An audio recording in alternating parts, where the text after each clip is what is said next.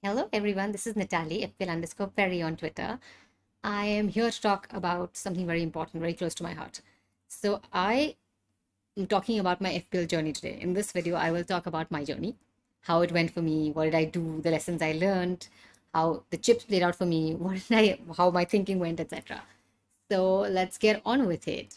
And I have now picked some weeks to talk about. I'm not going to talk about each week. Um, the important weeks, the works that were important for me, I'm going to cover those. I'll show you my teams and I'll talk about it. So let's get ahead. In summary, as you can see, I got 2472 points in total and I got an overall rank of 150k by the end of this season. I captained Salah 18 times and Ronaldo 5 times. That's already 23 weeks, so the rest was split between other people. I got 23 green arrows. My highest score was 128 in game week 26 and lowest was 32 in game week 23. Highest overall rank was 150k in the final game week 38 and lowest was 166k in game week 2, right at the beginning. So I'm lucky that my highest overall rank was absolutely at the end. So yeah, so moving on, I will now go up onto a few game weeks and show you my team and talk about it. Obviously, I'll start with the game week 1. So here's my game week 1 team. Now, how I did this team was absolutely through stats. I was a stats person. I looked at all the stats from the previous season and picked all these players, basis stats, and I got 95 points. And as like Mark and as I discussed this on the FPL Black Box, saying this must seem like a really easy season where you can make almost 100 points in the first game week. So yes, I was thrilled. I said, "Wow, you can make 95 points in the first game week. How easy is this?" Uh, I mean, short delight, but yeah, this week went well. I was happy, and my first game week ever. The next thing I'm going to talk about is game week 4 because I played my wild card there. Now, why did I choose to play my first wild card there? Because the international fixture was in game week 3, and by then, a couple of weeks in, I had realized that the international fixtures mean a lot of changes. People get injured, teams get depleted, team structures changes. So yes, I realized. So I waited out that international game week and then played my wild card. I also happened to do this really early on because I thought that was a good time to do this, and I could use stats to overhaul the whole team, and I can't complain. I mean, I got a good green arrow of 36% rise in overall rank and everything. I can't complain here. I was decent. So that was my game week 4 with my wild card. So the next thing I'm going to talk about is now a disaster. Game week 9. Oh my, the disaster I had here. So, game week 9 was where I jumped onto the Kai Havertz bandwagon with a lot of people talking about Kai Havertz and how he's in such good form, etc., etc. I jumped on this bandwagon. Not only did I get him in, I captained him as well. And realized to my absolute distress that he got 3 points in a game where Chelsea scored 7 goals and he didn't even get an assist. And to make it worse, my opponent in the Apprentice League, Henry, Mark's apprentice, triple captained Salah in this week and got 72 points out of that. I was probably 20, 30 points ahead of him at this point, and suddenly he was 60, 70 points ahead of me. And oh, it ruined my week. It took me another 3 or 4 weeks to claw my way back to narrow that gap and like close it finally. Red arrow here and absolute disaster. So, yeah, that's that. Then the next thing I'm going to talk about is rather personal, actually. So, what happened is in 10 weeks, 10 game weeks ahead, I had an absolute life changing situation. I had my baby. So, game week 19, I was just before game week 19, I was in hospital having my baby. You can see my baby boy here. His name is Hansraj, and I was in hospital. So on 22nd December. So the deadline is 26th, which is a Sunday. 22nd and 23rd, I had my baby. And that week, my husband was, with me in the hospital, and we were discussing how to go about the changes and everything. And we did our changes a little early. We did this on the 25th instead of the 26th because with all the nurses walking in and out and relatives coming to see the baby, etc., we thought we might just miss the deadline. we may not be able to keep up with everything. So we did this 1 week ahead, which we usually don't. I mean, we follow that thing of keeping, your transfers late. But it was super lucky that we did this in that game week, because on the 26th, I know that the platform, the website hung, and a lot of people missed out on making the changes at all. Towards the end, at the time of the deadline, the platform hung, and there was a huge uproar about it. But we were really, really lucky that we did this 1 day in advance. So here's my game week 19 and what I did in the hospital. This is the team. You can obviously see that I didn't do very well here. I've got a red arrow and I barely made any points at all. But I mean, what can I say? I had a baby. I was in hospital. I was in pain. There was so much going on with all the chaos. This is what I could do. So yeah. Then moving on, a couple of weeks after I had the baby and all the chaos, sort of started settling down, I started to use my chips. And I will talk about those chips now. From game week 26 to 29, I pretty much used up like 4 chips. I was using a chip every week because I realized that my chips were just lying around and I wasn't doing anything with them. And I needed to start using them on a more urgent basis. So I started using all of them. And I will show you now how it went for me. Game week 26, I used my wild card. As you can see, I got 128 points, and that is the highest score I ever got in any game week. So I can't complain. A green arrow.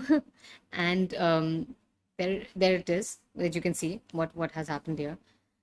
I've got decent hauls from a couple of people, and no complaints here. This is my wildcard team.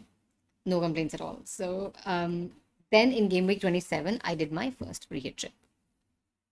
Again, here I was very disappointed with this one. I did not, I was not happy with just 59 points. I mean, you overhaul your whole team and you just make 59 out of it. It doesn't seem worth it. Especially after you get 128 the last time you overhauled your whole team. It absolutely did not seem worth it to me. I felt, though I had a green arrow, I was not happy at all with it. Because even if you look at my team, barely anybody has scored anything. So yeah, not at all good. Then in game week 28 and 29, I played my other 2 tips of bench boost and triple captain. And bench boost, I can't say it didn't pay off. I think I got 20 points off my bench boost, 22 points off my bench boost. Not at all bad. But yeah, I mean, it was fine. It was fine. But the triple captaincy, I was disappointed. I triple captain Salah. And he got 30 points, which is not his best. He's done far better in weeks where I haven't triple captained, or maybe I haven't even captained him. So I expected that if I triple captain Salah, I should get an absolute haul, which didn't happen for me. So triple captaincy was not something that really worked for me, though bench boost did. So those two, yeah, I mean, all right, one worked, one didn't. What can I say? Then moving on, what happened with me was I got a fair amount of points ahead of the other apprentice, Henry.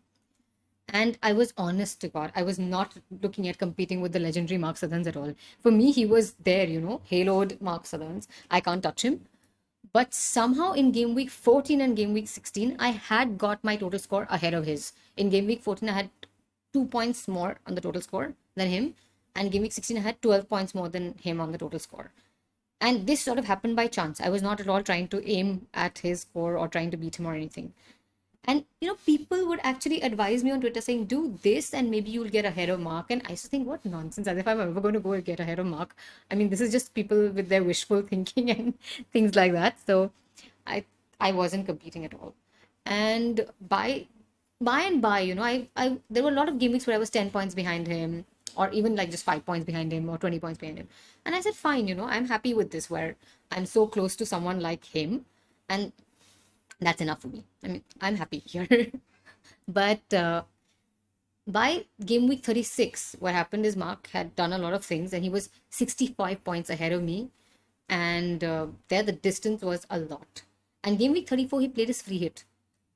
But he got 65 points out of it and he was not happy himself. I mean, I've seen his tweets where he's talked about owning these Man City players who have done better for him in other weeks rather than the free hit. And he's brought in people like Robertson who he could have left out and done better without. But yeah, he was not happy with his free hit.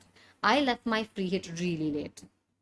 So I left it to game week 37 because I realized that game week 36 and 38, you could have a similar team with a few changes. But game week 37 was an absolute differently structured game week. So you needed to do a lot of changes where a free hit makes more sense than taking a lot of hits. So I left it late. Now this thing with Mark, I mean, I was not really competing at 65 points of a difference. I thought this is a lost cause, you know.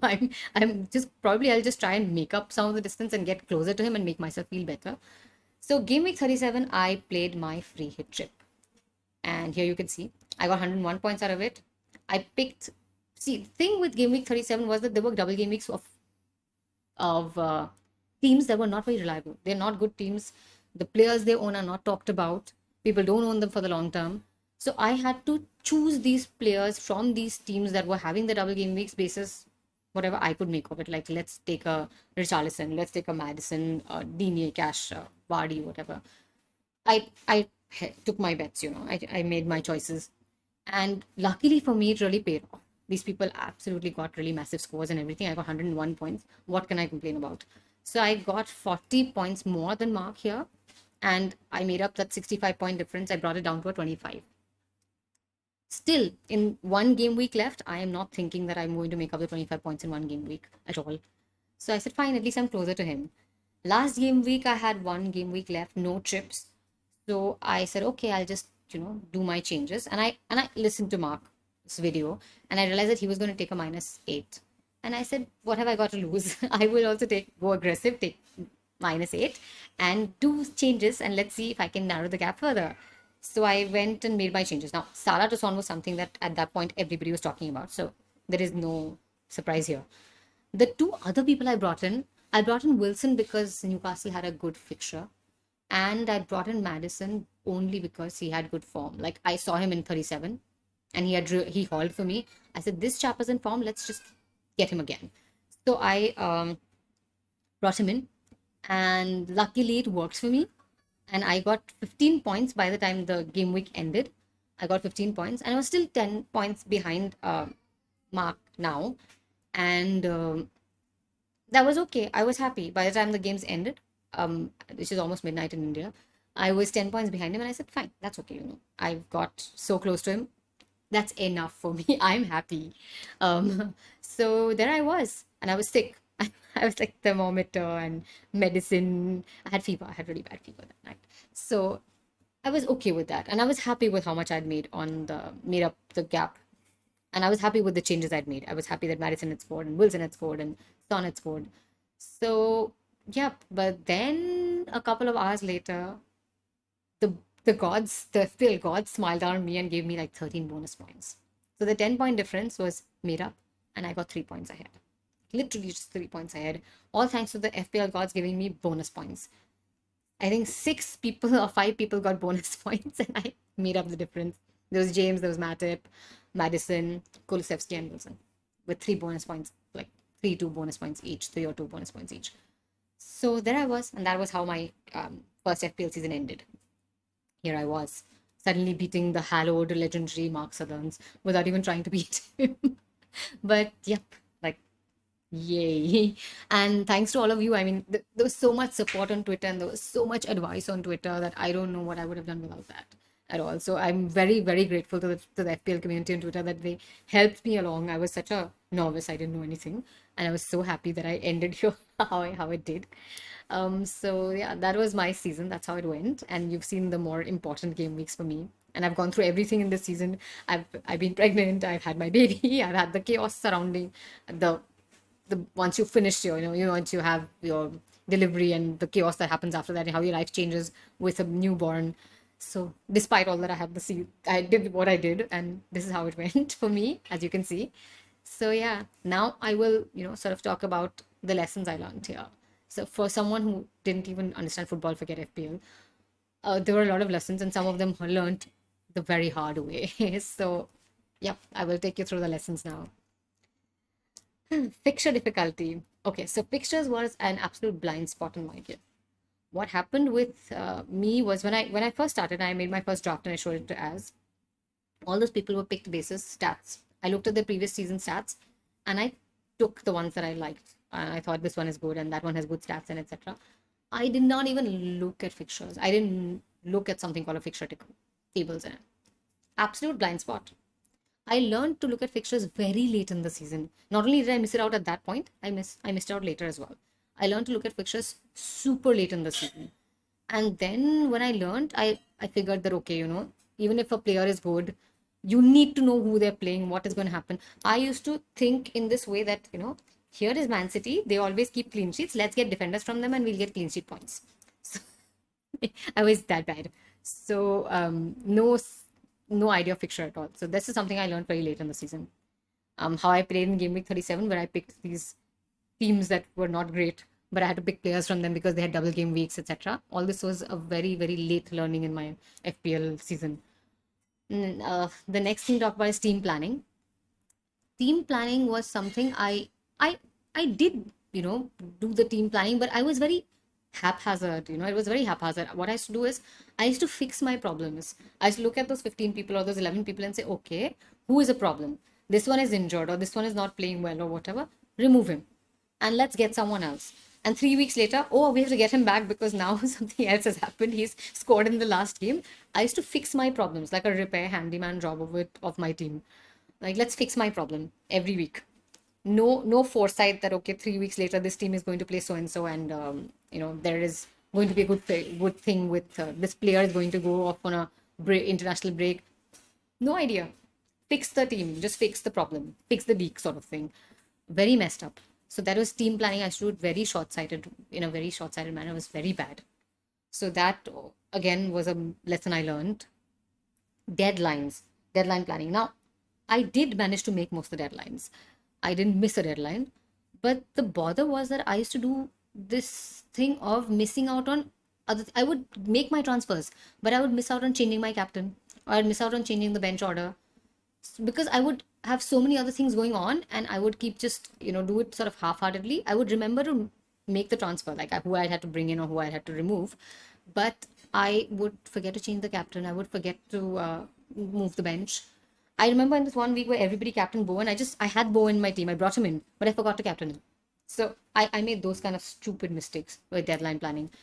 And as people say, I would leave my deadline planning late, and sometimes I had to do it early because of the price rises, just to sort of optimize my budget. But that is not a mistake. That's not a lesson I learned. That I had a reason for doing that. So that's fine. But my other deadline planning mistakes I just mentioned, those were horrible. Very, very messed up. So those were some of the problems. Then the next lesson I learned was stop going for star effect. When Ronaldo was brought in, I quickly took him in my team. And I thought, Ronaldo is such a fantastic player. He's going to score every game, regardless of what his team is like, regardless of who they're playing, regardless of other people in his team. I thought of him as like in isolation. Here is Ronaldo and he's going to score. So I brought him in. I would keep him. He would not score. I would still keep him. And then I would get fed up and remove him. Then couple of game weeks later, he would score and I would bring him in again. Then he would not score. I'd get fed up and throw him out again. So I mean, this is a very silly way of doing this, because here is a good player. Let's take him and expect that he will, save you. It doesn't work that way. And then the other thing I should do is not just Ronaldo. Ronaldo, of course, was a huge factor. The other players, sometimes I would see someone score a very good goal, or I'd make a very good save or something, and I'd say, "Wow, this player is it? I need to get him in my team." And I would get him in basis that one thing that I saw. That one thing in isolation, I don't understand that. Maybe he scored the goal because someone made a good pass, someone enabled him, or he made that good save because something else happened, or maybe the team he's playing is bad. No idea.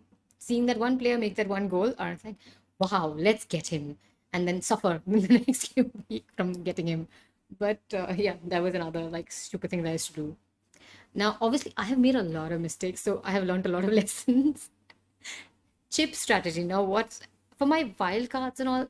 I waited for the international fixtures, as I said. And the other thing with wildcard and free hit is that because you're overhauling your whole team, your constraint is primarily your budget. And you can look at stats and you can, sort of figure out who is doing well now and what is their form, etc. And you can do this. So I used stats. I looked at how they played in the previous games, etc. And finally, I began to use fixtures also. So that was a chip strategy I used. I learned to use a lot of factors to do my chip strategy. And it's easy to do a wildcard or a free hit team because you're overhauling the whole team. You can look at stats and you can bring in whoever the hell you want. And it's far harder to pick one person or two people to remove or replace. That is far harder. So chip strategy is, in a way, is easier for a person like me who just wants to start from scratch, wants to wipe the slate clean and start from scratch. It's far harder for me to think of one person or two people to deal with week on week. That's far harder. Captaincy. I don't even know if I should be talking about captaincy at all. I mean, I don't know what lessons I learned because I made so many mistakes. I don't know if I learned in lessons, I probably shouldn't have made that many mistakes.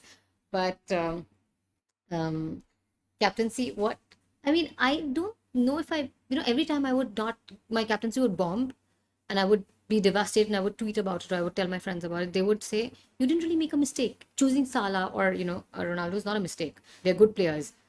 So if you jumped on so what I was doing was herd mentality. If I was pretty much picking the first person or the second person on any captaincy poll and thinking this is the person that is good right now, let's take him, let's captain him. But herd mentality is not necessarily bad in itself, and as everybody else says, choosing the consistent, the star players, the regular reliable players is not a bad thing in itself. As they say, I was probably not making a mistake there. They said, it was just luck that they didn't perform that week or whatever. My friend FPL Fledgling used to say, it's almost as if someone cursed your captaincy. You're not making bad choices, but these people are not doing anything for you. So not necessarily was there a mistake, but I realized one thing, that if you always do the herd mentality thing, you don't get ahead. In terms of the FOMO, yes, you will make those 30 points that everybody else makes. You're not missing out on those 30 points that Salah's getting in because you still have him. If you didn't have him, you probably miss out on that. But if you're competing with other people in a league, or you want to improve your rank, herd mentality doesn't do that for you. Because if I have Salah and so many other people have Salah, my rank is not going to improve because everybody's getting those same 40 points. Similarly, in a league, if four of you have Salah, you're not bypassing anyone else because there's no differential. So following the herd mentality is a stable, safe way. Yes, you will deal with the FOMO and you will get the points that everybody else gets. Yes, but if you don't ever get a differential and you don't ever choose anyone different, you're not really going to climb up the ranks probably, and you're not really going to get ahead of other people in your league, in your whatever league you're competing in. Probably not. I could be wrong here, but this is what I felt. So I started then trying to pick other people where I said, okay, how am I ever going to get ahead? I'm going to get the same points that everybody else is getting. So in my last week, thankfully in game week 38, my captaincy didn't bomb. For a change, my captaincy worked. I captained Madison, which wasn't, I suppose, a very popular choice there, but I captained him and he got me the points I wanted. So I finally, the captaincy worked for me after bombing in pretty much every game. In game week 38, the captaincy didn't bomb for me, so I was happy there. So this is it for me. These are my learnings, and this is my season, how it went for me. My first ever FPL season with a baby in the middle of it. So, and it was pretty much exactly in the middle of it. Game week 19, I had my baby, 38 game weeks. So yeah, this is my first thing in this. I wanted to share this with all of you. Let me know what you think.